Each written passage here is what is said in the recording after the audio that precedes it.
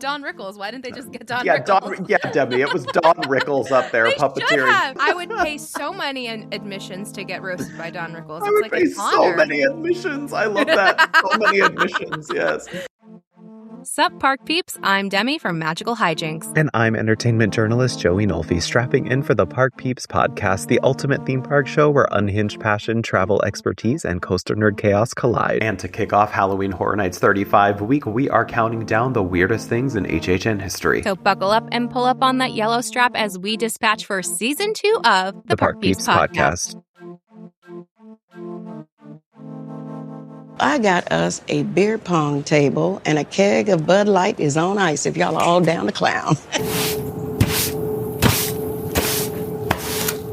Happy Halloween, dear Park Peeps listeners. I'm Joey Nolfi, and thank you for joining Demi and I on the eve of the night where we reach maximum strength and our spooky seasonal powers are in full bloom on the cusp of HHN 35 opening this Friday at Universal Orlando and September 3rd at Universal Hollywood. To celebrate, Joey and I have volunteered as good citizens to clean up the streets of downtown Clowntown at Universal Studios, Florida, to help curry favor with Jack so that he spares our lives and allows us to experience Halloween Horror Nights in full this year. You sounded so excited, Demi, be like, so he spares our lives. Well, Demi, do you know what else would ensure our souls live to see the dawn of HHN 35? What's that, Joey? It would be if our dear listeners left us a comment on this episode, if they made sure that they are subscribed to the pod, if they made sure that they're following us on social at Park Peeps Pod, and if they gave us a maximum star rating. It truly does make a world of difference to help us bring you the best theme park content in this little pod world. Now, Demi and I did take a break from our clownery and janitorial duties to do some homework in the Park Peeps Research and Development Wing. So for this week's 2-minute tea time, before we get into our main discussion about weird HHN things from history, Demi, would you like to tell everyone what we spent our Saturday night doing? Well, yes. Joey and I cozied up to none other than Pinhead himself as we watched the 1987... Daddy. No, we're not doing that. Not doing that. 1987 horror film Hellraiser to make sure we were well read for the house at Horror Nights this year. We're going to play a brief reaction as our 2-minute tea time this week, but all of the highlights from our little watch party are on Instagram at Park Peeps Pod right now in the little, circle highlight section on our profile. That's right. And so go and watch them. And my dude, stay tuned because Halloween Horror Nights again begins this Friday in Orlando. And that means Saturday morning, August 29th, you can catch my Halloween Horror Nights video over on the Magical Hijinx YouTube channel where I will be filming inside of the houses. So it's going to be a big, super awesome video on Saturday morning. Plus, before that, the Friday when we're getting ready to go to HHN that morning, my Epcot food and wine video will be out showing you all of the booths with all of my honest opinions. So all the booths? All the booths. It's a big Magical Hijinx channel weekend. So Epcot food and wine, HHN, Friday and Saturday. Make sure to go check them out. And it's going to be awesome. But for now, let's head on back to this past Saturday and listen to that 2-minute tea time. The phrase "come to daddy." Banned. Never again. Banned. Never again. I'm disturbed by that the most. I mean, said in so many different contexts. Like as her uncle in her father's skin. It's all disgusting. It's horrible. No. It's literally the grossest part of this very gross movie. It was very gross. Too many bugs. Too many shots of food in proximity to bugs. Bugs as food at one point. Too many rats. Oh, there were so many rats. The cute little rats. They were fun. No, they were not. I will say, this did make me more optimistic for this as a house. I loved all the practical effects that they used in this. There was very little, if none, of the effects it was 1987, so I don't know how advanced they could have gotten, but it was pretty much everything was practical, and I thought that was really cool, and I think it's going to make for a really tactile, cool house with some interesting sets. Like, Yeah. I can see that hallway where the little thing is chasing her down the hallway. That's going to be a really cool scene. The feather scene where, in her dream from the beginning, I think could be a really cool scene. Oh my god, that last scene when Frank is sort of splayed all over the chains and everything. Right. That is going to be a really cool scene. Also, that's the kind of facelift I want to get. I just think also just there's so many like creepy little characters in there that we could see as scare actors in masks or something, or just practical effects coming at you. I think it's going to be really cool. Especially Christ. That was wild. I wonder how Jesus jump scare. I wonder how much like is it, because it just says Hellraiser, so I assume it's this movie, but like there's so many sequels and remakes, so I wonder if there's going to be scenes from other movies that are going to be in there that we won't recognize. But I'm hoping that I only care about the dragon. Was it a dragon or a hellbat? Who knows? At the very end. Well, I think that all of the what are they called, Cenobites are gonna I think they're gonna look cool in there. Yeah, especially like I was going to use the word that I can't use, but that lady one. I like her and my big guy with the glasses. Yeah. Listen, I'm glad we watched it. It was fun. Yeah, it was definitely very fun. I laughed. I am now more excited for this. It's crazy that this was like, even though I technically saw this, I don't remember any of it. So it's like I saw it for the first time. So it's like a blind spot for both of us that we now have crossed off our horror bucket list as well. Sure did. Sure did. And then we both watched, well, some of us more than other, Evil Dead Birds. Listen, you can't put anything with dogs getting hurt in a movie, or I just won't watch it. So. Yeah, well, I mean, I only knew that was happening because you told me, and then I did continue to watch it. Yeah. But that dog scene was rough. It was horrifying, horrible. No. But then they do something even worse at the end in the post-credit scene, which I will not spoil. Yeah, I skimmed some of it, so I know like what to look out for, and I think that house will be super scary, but I want like a traditional Ash versus Evil Dead type house, Army of Darkness, Evil Dead 2. You lost me. Oh, they're so good. Oh, you lost They're me. so good. All right, well, That's thanks. so hokey. No, I want it to be the comedy house and hokey. Okay. All right, well, thanks for joining us, everybody. You know, as if I listen, I could that movie. Yeah. I think for 1987. It looks great. Yeah, I'm obsessed with the practical effects. I think that the practical effects are wonderful. I think it's so it just, in contrast of something like I watched Disclosure Day for the first time this past weekend, and just watching Steven Spielberg go from something like Jurassic Park, where he mastered the art of practical effects and they look so good on camera, to the horrible porridge of CGI that was in Disclosure Day. I'm no. Hellraiser represents like a bygone era of movies where every single thing is a practical effect. And I really think that that's going to make for a really interesting tactile house, because there is so much metal and chains and just weird textures in that house, and the monsters all have weird textures on them. There's a lot of goop and slime. And so I ended up Sunday morning watching Hellraiser 2 because a lovely Sunday morning. Some people go to church and some people go to hell. Well, I will say it's a continuation of the first movie. I never saw it, and there's definitely, I think, going to be way more imagery from that movie, because it's really a lot more. It's more set in hell, and so I think you'll see like some hanging bodies and really creepy images. But yes, I mean, I was so not excited about this movie because this house, because I thought I saw this movie, and I think maybe I just wasn't paying attention at all, because it's not my favorite classic horror 80s movie at all, but it's still really good, and I'm now excited to see it come to life. It's something that I think if it's on like AMC or something like it, that usually plays these movies every Halloween season, I'll probably keep it on. But yeah, I don't think I will be returning to this film, in my own personal time. I won't go out of my way to watch it. It's not like a Nightmare on Elm Street. It's not like a Halloween. No. Yeah. And it's very daddy. Everybody calls everybody daddy in this movie, and it's so funny. But Demi, also, before, I want to go briefly back to your booths, because you said I said boots, and you were like, yeah, every booth, and I'm like, no, I said boots. Oh, I didn't hear that. Which makes me think, how has nobody ever come up with booth the house down? House down booths. Epcot Food and Wine boots the house down. Booths the house down. Booths the house down. Okay. Yeah, the house down booths. Well, when you head over to Epcot soon, you can do that for your pages. Well, which everyone should be following. Nolfi. Demi's like, thank you. I will not be returning to that. I would do it, but only with you. Because if I do it, it would just sound funny. Booths the house down. Well, listen, we also need to briefly mention we both just had experiences with Evil Dead Burn, which is also going to be a house this year at HHN. And I think I like this movie a lot more than Demi did because Demi had without spoiling too much, there is something very disturbed that happens with the dog. And anytime something disturbing happens with dogs, I turn it off. Yeah. I literally yelled. I'm like, nope, we're done.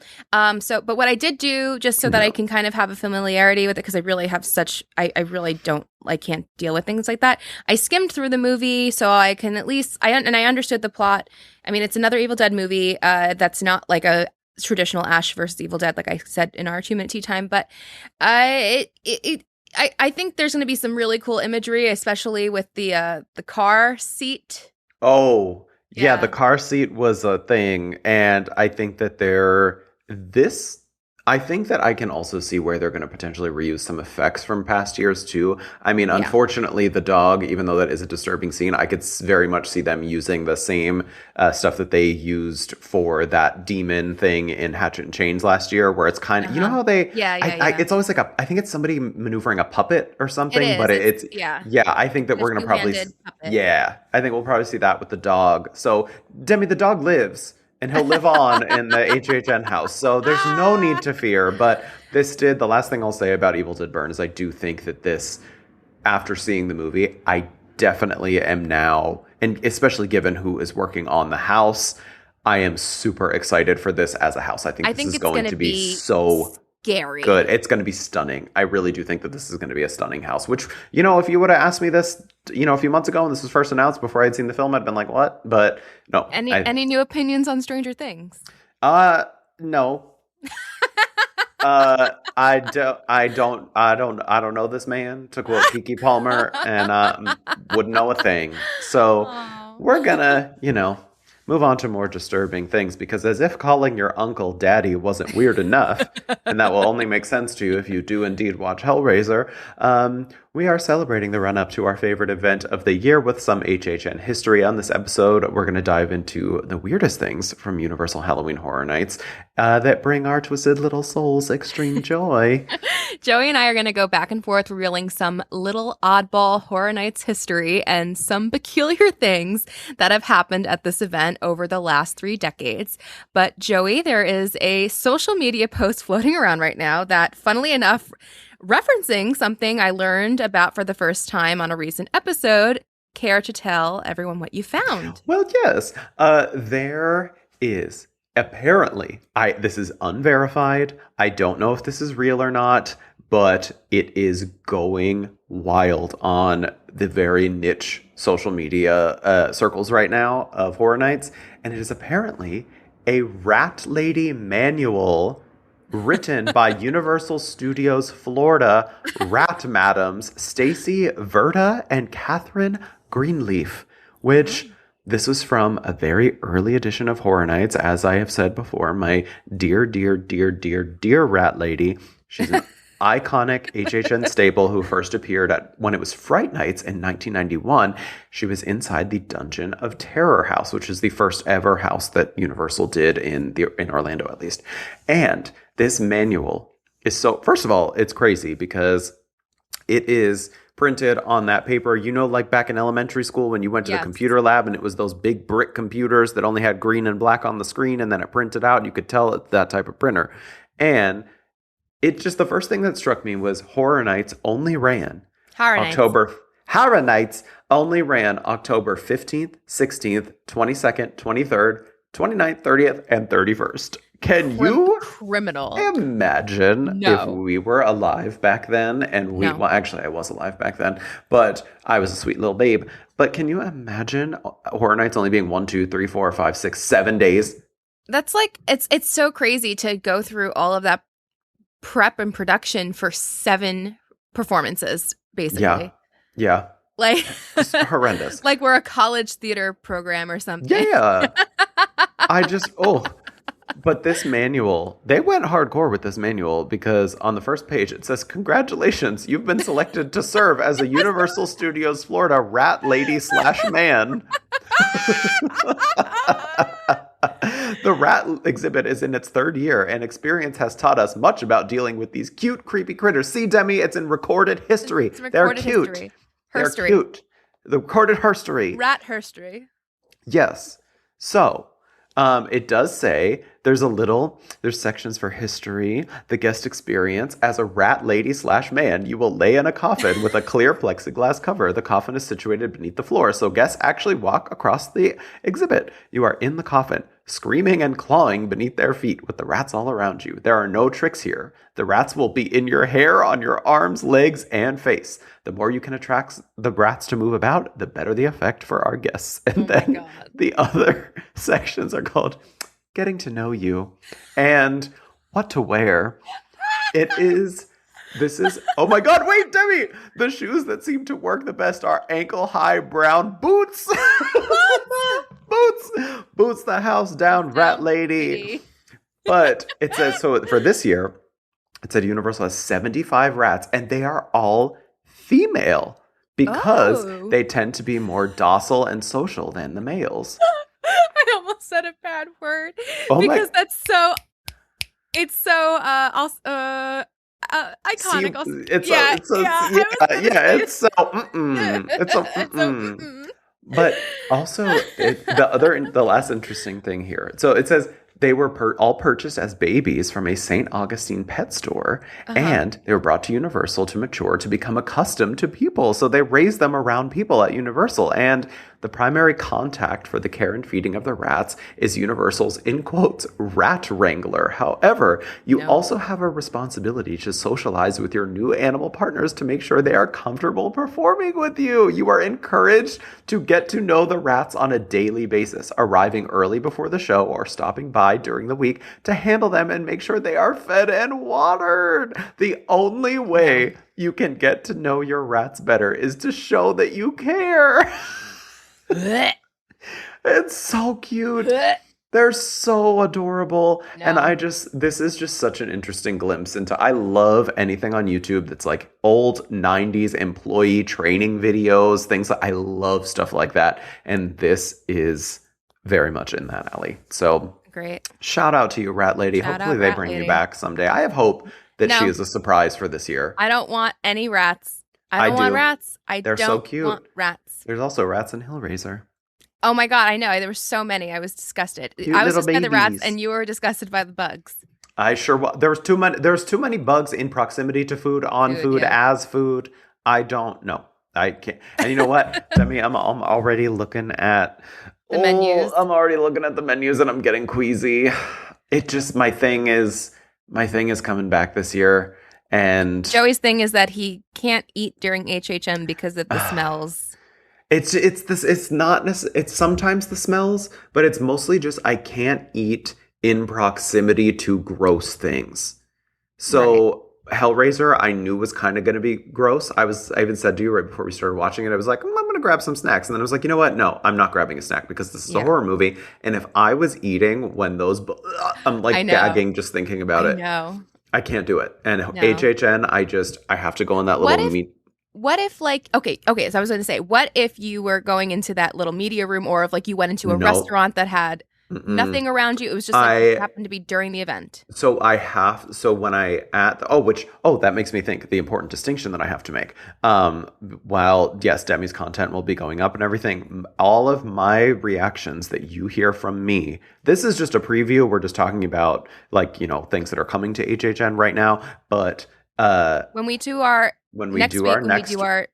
episode, my reactions are not coming from media night because that's a very different kind of experience. I will be going on a second night on my own and experiencing the event, as it is, and that's where my reactions will be coming from. That's an important distinction that I have to make because I am invited on behalf of Entertainment Weekly, not on behalf of Park Peeps. So make sure to go and check out all of Joey's EW coverage of Horror Nights. Yes, thank you very much. Welcome. But my thing is, before we get into our little history, my thing is just, I usually, if I go into the media, because it's a big event space, I'm able to pick up the food, but I have to go to the table and just eat it there and look at the table, because I cannot eat anything out there because it makes me it's like it's okay. Everyone has their weird things. It's not weird.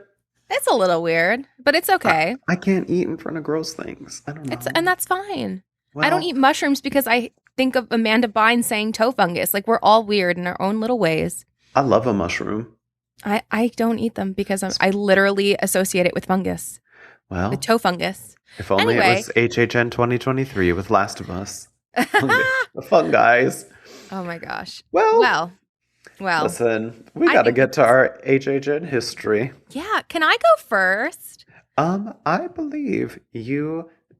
Demi, I have 18 noble muttering. No, I'm just kidding. Well, this is my thing. Please don't do any noble mutterings until the end. I'm kidding. I really don't. I'm sure you have more than me. And I really, really want to make sure that I do the one that I really want to talk about. Do the one you really want to talk about. There's two that I really want to make sure I get. So okay, Demi, and these aren't in any particular order. We're just going to go. No. These are no particular order. This is like weird things that have happened over time during HHN, things that have, gone on. And a lot of everything that I'm going to be talking about is things that I've never personally experienced because I didn't start going to HHN until 2021. Same, actually. I didn't experience any of mine either. And I wish I could. Everyone gets like weird when I say things like that, but I was a child with no money, so there you go. But I want to take y'all back to HHN 12 in 2002. Islands Wait a minute. Of Fear. Yeah, that's literally so many. My entire thing is Islands of Fear. I was going to say Islands of Fear in general is a weird HHN thing. To have that happen in Islands, I don't know if they would do it now. I just can't see it happening. They totally would not. Yeah. Because I think so far, especially right now, obviously there's huge construction going on, but like I think there's way too many like heavy hitter attractions in Islands, and there's just way more like generic space that HHN takes over in studios. But anyway, I have to talk to you about the scare zone in Toon Lagoon called Treeks and Foons. Because what do you mean? It's a foam neon party with monsters that looks like fluglies. And when I mean there's foam, I mean it's covered head to toe, mama. Foam. It's disgusting. I have to tell you, I when I went to that Aqua Glow, I've never had experienced foam before. I know that sounds weird. It was the first time. It is sticky. Things get like caught in it like dirt. It feels so gross. And when I tell you that it's not just like one walkway, it's not just a little foam on the floor. The entire path is covered in foam. They did have a separate little area where you could not walk through it. But I could not I could not imagine walking through that and being sticky in the Orlando heat and humidity. And then it's in black light and these crazy looking monsters, and they're like in neon colors. They're kind of cute. They are kind of cute. They are kind of cute. To me, they look like Fooglies from Spy Kids. A little bit, like a little bit. What the hell that is? You've never seen Spy Kids? No. Oh my gosh! Are you crazy? It's such a classic. Floobly? Yeah, it was. Alan Cumming was Floop, and he had a kids television show. Floop. Well, and let me tell you one thing, Demi. I believe Alan Cumming's probably been to a few foam parties in his life.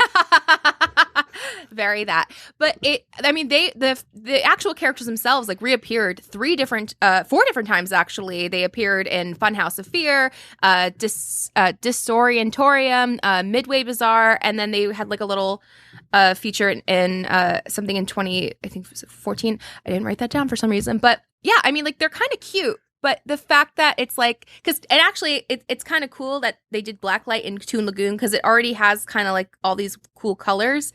But I can't even imagine being covered in foam. It just sounds disgusting to me.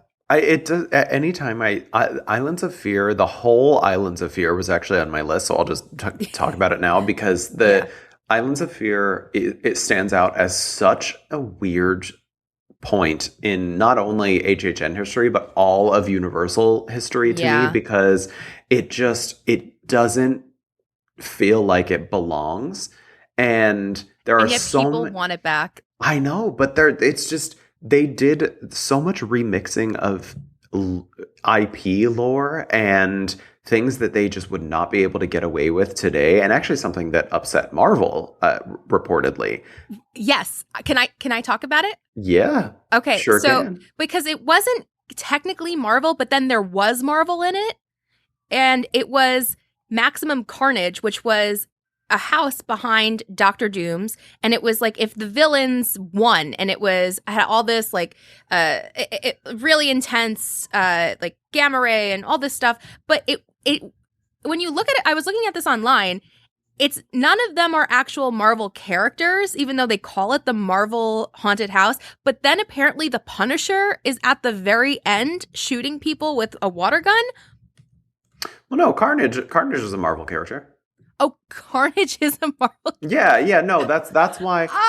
But the other characters inside the house weren't Marvel. No, they were. So they okay, because I looked at the video and I was like, I don't recognize any of these Marvel characters. So it was mostly comic book. Obviously, like there were scare actors playing people who weren't in the comic books, but no, apparently in the very early edition of the house, they actually did have the dead bodies of Wolverine and Spider-Man inside the house, and that is reportedly what upset Marvel and why Universal has never done another Marvel house for HHN, because Marvel apparently was upset and they were like, you can't kill our superheroes in this whole alternate universe thing. So Carnage is a very beloved character, I believe. So yes, Carnage my Marvel knowledge is the MCU. So I don't know really much about any superhero stuff, but I do know. But Carnage is like the you famously dude with the white. Say I don't like a Marvel. I don't like a Marvel, but I do like a HHN history, and that's the only reason I know this. And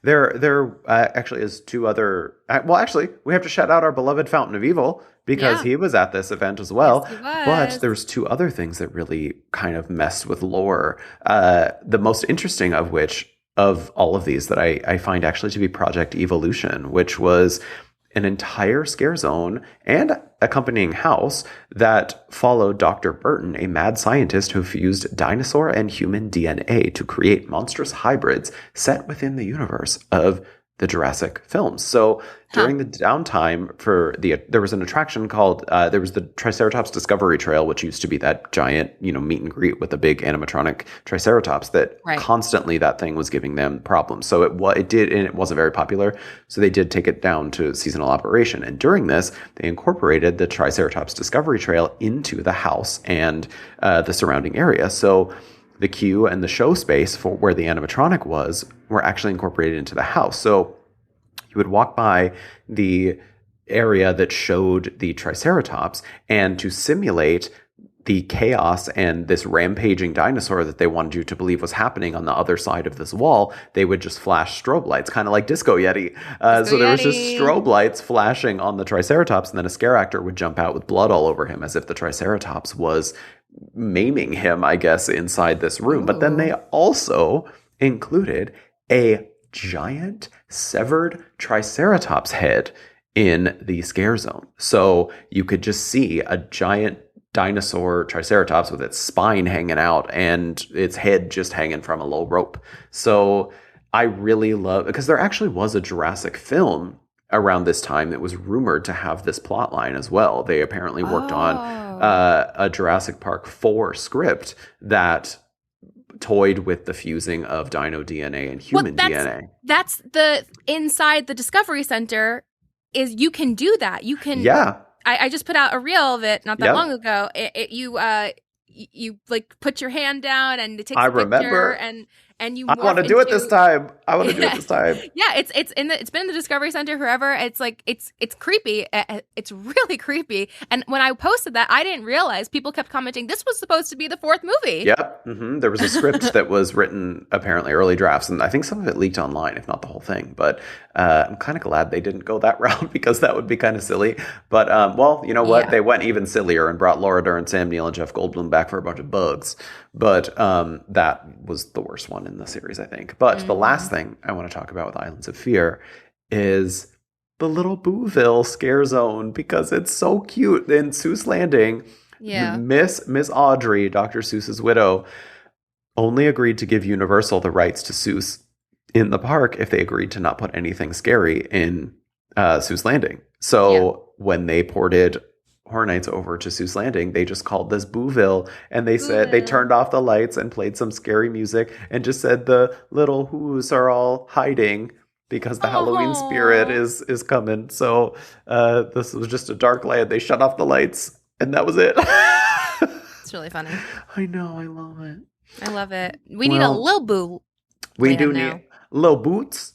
Lil Boots. Lil Boots. Actually, there is a pop star named Lil Boots. So we're just, this Boots is just taking on a life of its own. But I like that was kind of a joint one to kick us off, because that was on my list, just Islands of Fear in general, because it's so bonkers. But my first one, formally. Your first one? Yeah. Okay. Yeah, because you started and then I'll start. All right. No, I didn't realize that wasn't one of yours. It was. Okay. It was, but it was a little joint one because you kicked it off and then I just elaborated. Okay. So my first formal standalone one, and Demi, I do not believe that you are going to have this one. There is, I can't. It actually makes me laugh anytime I think about it. Even as I was researching it. Oh, anytime this pops up in a video, I cannot stop laughing. There was a maze in 2005 called Rat Run. Why are you torturing me? No, Demi, it doesn't have anything to do with rats. Oh, wait, okay, I'm going to start laughing again. I need to compose myself because anytime I imagine it, it makes me laugh so hard. It is located in the Boneyard between Islands of Adventure and Universal Studios. It is set in the realm of Hellgate Prison, which I believe was something that was also used for other Horror Nights things. But what better metaphor for my own life than this maze? This maze is unique because it is literally just an outdoor set of chain link fences. And Jack the Clown is standing on a platform yelling at guests as they go through, shouting at them and insulting them. There were no scare actors in the maze. It's out in broad daylight because HHN started early back then. So there's pictures of people just lining up to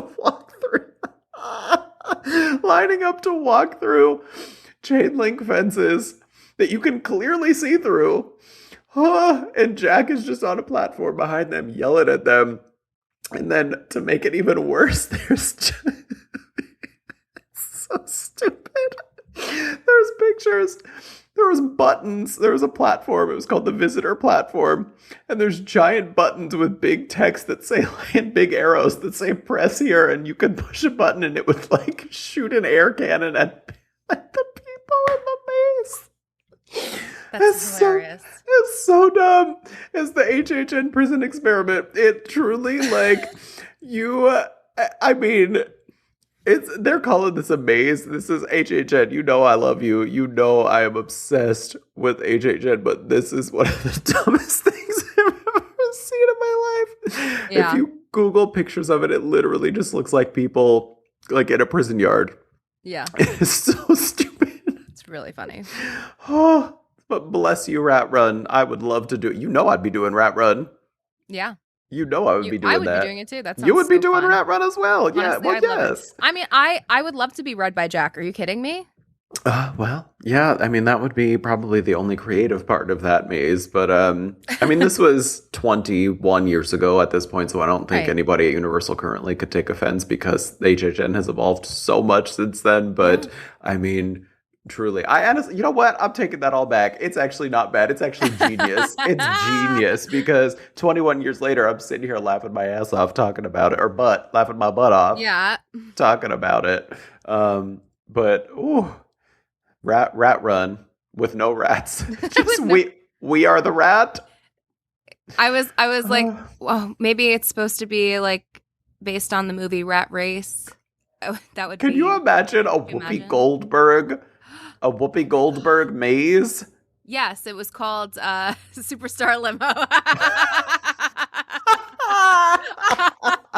Yes. Oh, Demi, there you go. Yes. Universal's superstar limo. We were actually, oh my God, when I was at Disneyland last week, my friends and I were trying to figure out which one of the Monsters, Inc. animatronics was Whoopi. And I think I figured it out. Oh, good. Yeah. I love doing, that's my favorite part. We know, you definitely know which one was Drew Carey. Oh, we know which one was Jackie Chan, and Jackie too. Chan, yes. Yep. I'm going to be really sad when that goes. But Day of Execution. Honestly, I don't think it's going anywhere. But don't they need it to put Avatar there? I don't think Avatar's going to happen. Oh, come on. You really don't? I really genuinely do not think it's going to happen. I think that they're going to wait. I think the next movie is going to come out and it's going to be even less box office returns. And I think after that, they're going to announce that it's canceled. I mean, if I'm honest with you, I know one person in my life that likes Avatar. Yeah, I mean, and from what they were showing, like what we talked about last week, I won't go too much into it, but it seemed they keep calling it an Avatar destination and an experience. They're not calling it a land because I think they only have room for the ride, and it's just going to look so weird jutting off of that little Hollywood street. I don't think they're going to do it. I really don't. But yeah. So that was my number 2, I guess. Yeah. Well, I kind of want to.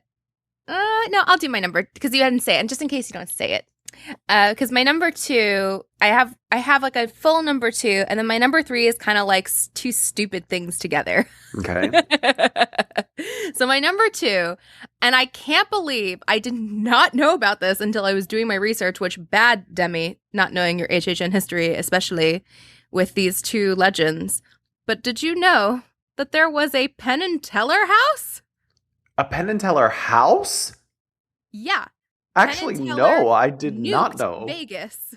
No, I did not know this. It was in 3D. Oh my, not that. I cannot think of anything that I would rather do less. Really? So I love Penn and Teller. I got to see them when I went to Vegas last year. They're the best. Because they're so good. Oh my God. Like, they're so good. Like, I couldn't believe I got to see them before I went to Horror Unleashed last year. They've been doing it for 50 years. They're so incredibly, like, you can't tell what any trick is, and then they're so funny and on top of it. But I can't believe this existed. And it was, I'm going to read the description. In an attempt to enhance one of their signature magic tricks where the duo catch a bullet with their teeth, they decided to ditch their revolvers and instead settle for intercontinental ballistics missiles. Unfortunately, the souped-up trick goes horribly wrong, and in turn, the city of Las Vegas is... I can't read.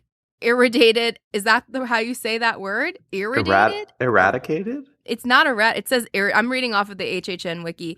But whatever. It's bad. Penn and Teller, however, were able to salvage what was left of the once thriving casino city and has placed it under radiation containment tents. And it sounds insane. It's in 3D. There's scenes like a 3-breasted showgirl. Irradiated. What does that even mean? Is that like radiation? Like, basically, yeah. Okay. So there's a 3-breasted showgirl. There's a honeymoon suite, and Marvin Gaye's "Let's Get It On" is playing in the background, and then a fused together bride and groom attacks the guest in the honeymoon suite. Oh my God! There's in the backstage room. There, where like they would be performing, it's like their backstage area. There's a magician's assistant who's severed from the torso, while a mutated half dove, half magician pops up next to radioactive altered doves. And then while that's happening, Prince's "When Doves Cry" is playing. That's so funny. So stupid. And then there's a slot machine room, and Viva Las Vegas is playing, and there's scare actors dressed up as Roman guards, like for Caesar's Palace, and Cleopatra for the Luxor, and then there's a wedding chapel with Minister Elvis, and also a 3-breasted showgirl who I'm currently looking at. I said that twice, actually. Oh, you did? I did. I said at the beginning, 3-breasted showgirl. Oh God! Isn't that amazing? Like, why? It's so bizarre and so funny. I mean, this is clearly the comedy house house. That year, but I mean, I just... Yeah. Something about this house This just was wouldn't... Horror Nights 22. Oh, that surprises me that it was that late into it, which would have been what? Oh, That was 2012. 2012. Oh, wow. Okay, that's surprising. This to me sounds like something that would have been like 2005, 2006. It was the first event since 2006 to have only 7 houses rather than at that time 8 because of the Jaws queue demolition. So one of the only 7 houses is this crazy Penn and Teller house. Crazy Penn and Teller, nuclear Las Vegas, weird. Oh God, that is. I wish I could have been there. I would have loved it. That would have been my number 1 house. Yeah, Demi, you can. Yep, you can go. You can have it. You can have it. I wonder what the reception was at the time. I wonder how people felt about it, because I'm just hearing about it now for the first time, and I cannot imagine what people would have thought about this house. But crazy. 2012 was a weird time. I know. I was like I was like still in high school, so I don't know. It was my last year of high school, though, so I wasn't that young. My last year of college. God, I had graduated college. Actually, if it's fall 2012, then I was going into college. I was in college. Yeah, well, I had exited college. I had already exited college. I was nuked. Yes. Nuked in the boots. Yes. Nuke boots. Boots. Anyway. Well, my next one is not as, well, I was going to say cringe, but to some people might not find that cringe. But people definitely did cringe in reaction to my next one, which is, like you said before, 2 stupid things just in one. But they're very similar. So I was thinking about, I was actually just researching my little, a few years ago, whenever I first went to HHN, and there was a Chucky house, and there was a really cool effect where they had a little Chucky, and it was clearly somebody on a puppet, making the Chucky interact with people. And I got a little selfie with him, and he posed with his little knife. It was really cute. But then I remember seeing in a lot of HHN history videos that I have watched, there was actually something called Chucky's Insult Emporium. Yes, I know about this. It was actually at HHN Hollywood in 1999, 2000, 2006, 2007, and it only made it partially way through 2008, and it was located in the French Street patio. The official description was simply, be insulted by everyone's favorite possessed psychotic doll, which that's how Demi feels on this podcast every day when dealing with me. But so apparently it was popular when it first started, enough so that it lasted several years, but it was canceled in mid-2008, midway through the event with no explanation. I didn't know that. Yeah, it didn't make it through all the way 2008 because people reportedly grew too offended by the jokes and were complaining about it, because this was supposed to be like Chucky as an insult comic. In the videos that you see of it, Chucky is very high up. He's in front of a black curtain, but there's clearly an insult comic puppeteering him, and he is just reading the hell out of these guests. And it's funny. But I could see how people who aren't familiar with a sort of open mic night kind of roasting situation might be offended if he slipped up a little too much.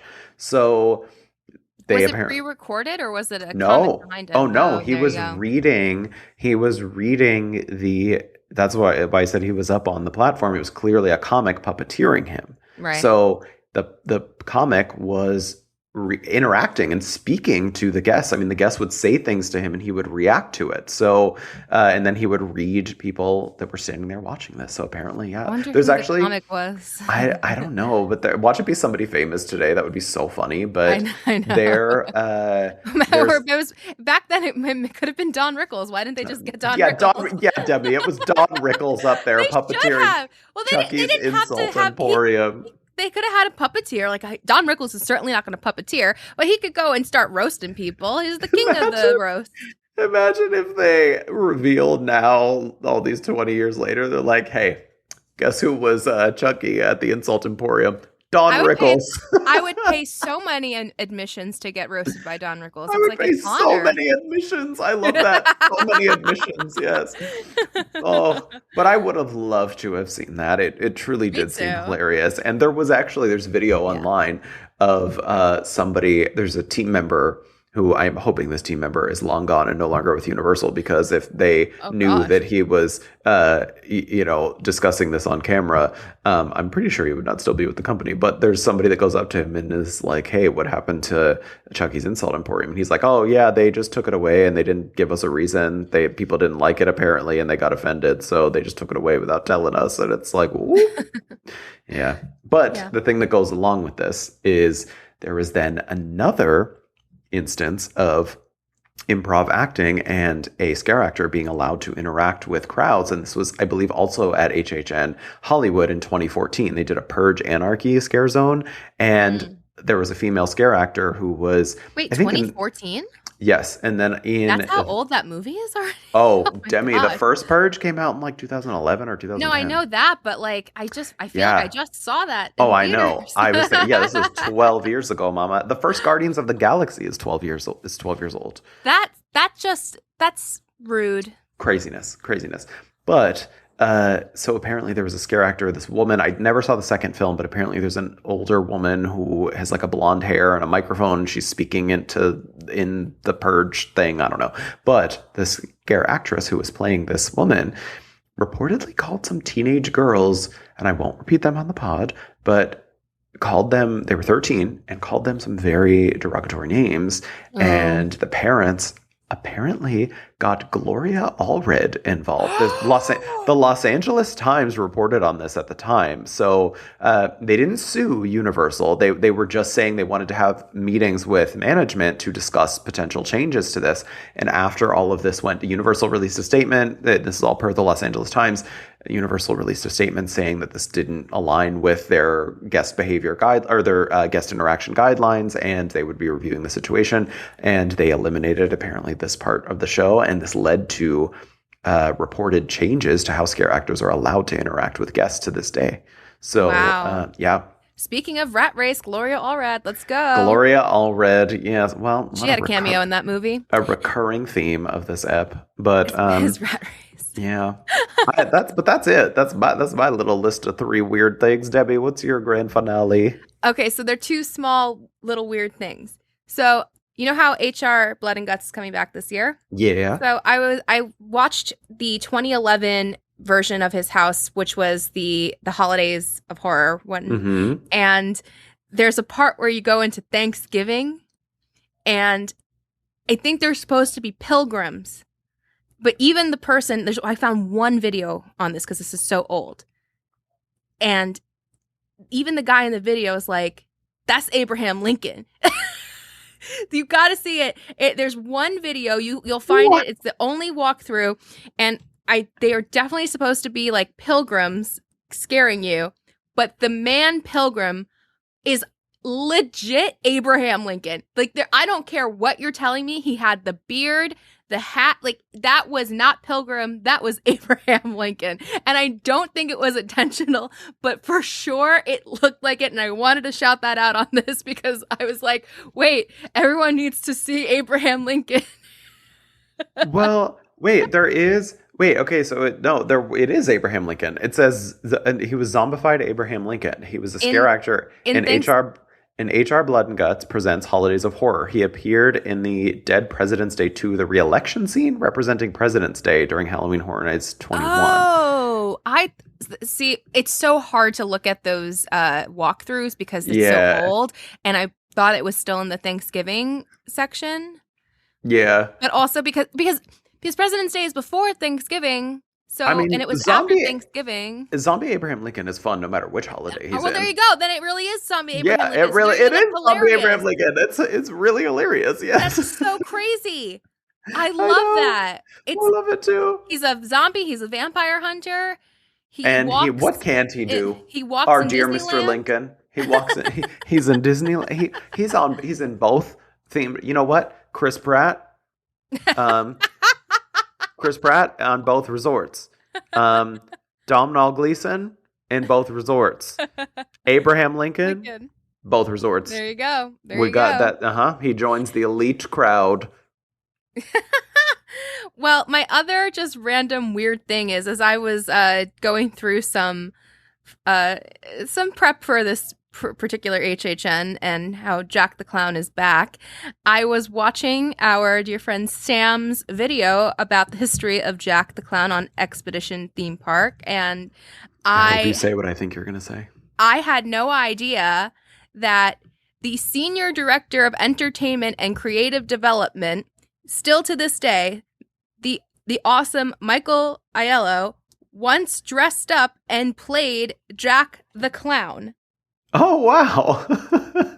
He posted this on his Twitter a long time ago. That's him in full Jack the Clown makeup. You can look that up. Everybody just type in Michael Aiello and Jack the Clown. It'll pop up. It's really weird and really cool that he got to do that. Unclear how involved he was within the park of being Jack, but he for sure became Jack at some point. Yeah, he sure did. Yeah. You know, it's a weird thing. Jack is, like I said, Jack is not necessarily my favorite thing from Horror Nights. I generally enjoy him. Yeah. But I like when he's more in certain scenarios more than I like him as a character. And there was oh my God, my favorite Jack thing ever is this photo shoot / video shoot that they did with him to promote, I truly forget which year it was, but they did an advertising campaign where he did a photo shoot and a video shoot on Lake Eola in Orlando, and he's riding a swan boat.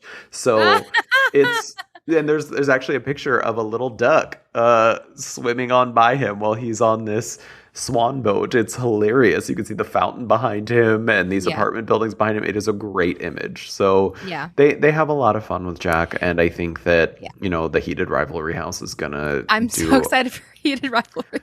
I am too. I've got my meme template ready. I am so ready.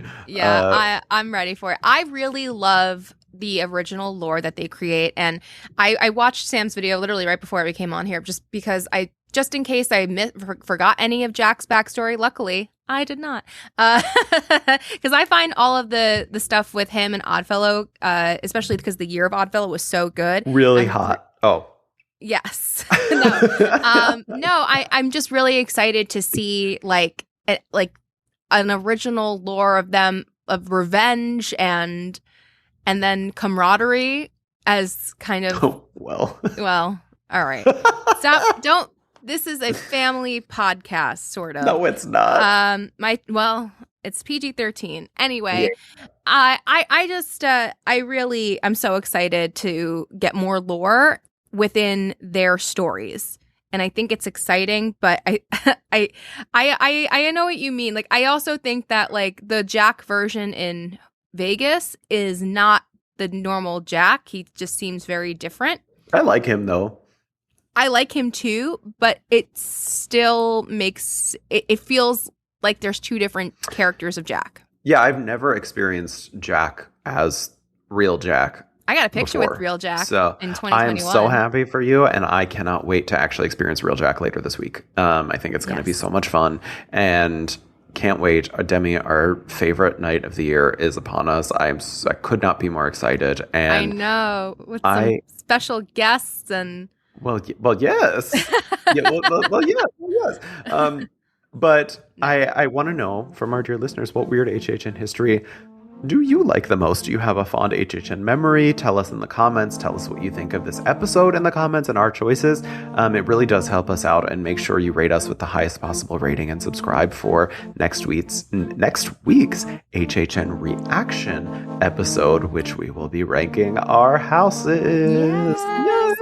And keep up with us on socials at Park Peeps Pod, our personal pages at Magical Hijinx, that's HIJINX, on everywhere, especially YouTube. Make sure you are staying tuned for Food and Wine and Horror Nights this Friday and Saturday. And of course, Horror Nights. And of course, at Joey Nolfi, Nolfi, for some great content coming up in the days ahead. And make sure to stay tuned to all of his coverage on EW, of course. Yay! And until next time, and we mean it this time, see ya in the fog. is upon us. Bye. Wait, where'd the stop button go? Where'd the stop button go? This is the real horror.